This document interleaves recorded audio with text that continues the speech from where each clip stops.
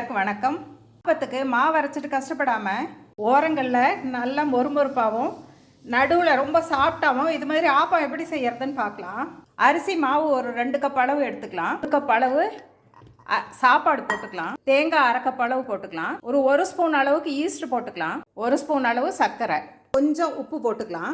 எல்லாத்தையும் ஒன்றா கலந்து கொஞ்சம் தண்ணி ஊற்றி அரைச்சிக்கலாம்.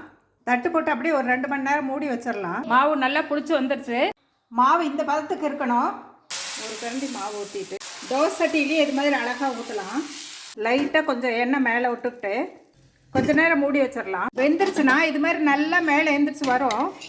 அப்போ எடுத்துக்கலாம். நல்லா மொறுமொறுப்பாகவும் நடுவில் சாஃப்டாகவும் ரொம்ப நல்லாயிருக்கும். முட்டை உடச்சி ஊற்றி அதில் கொஞ்சம் பெப்பர் போட்டு முட்டை ஆப்பமும் செஞ்சுக்கலாம். முட்டையும் சூப்பராக வெந்துருச்சு. முட்டை ஆப்பத்துக்கு சாம்பார் சூப்பராக இருக்கும். தேங்காய் பால் ஆப்பம் ரெண்டுமே நல்லாயிருக்கும். ரொம்ப ஆப்பம் ரெடி. சாப்பிட்டு பார்க்கலாம் கொஞ்சம். வணக்கம்.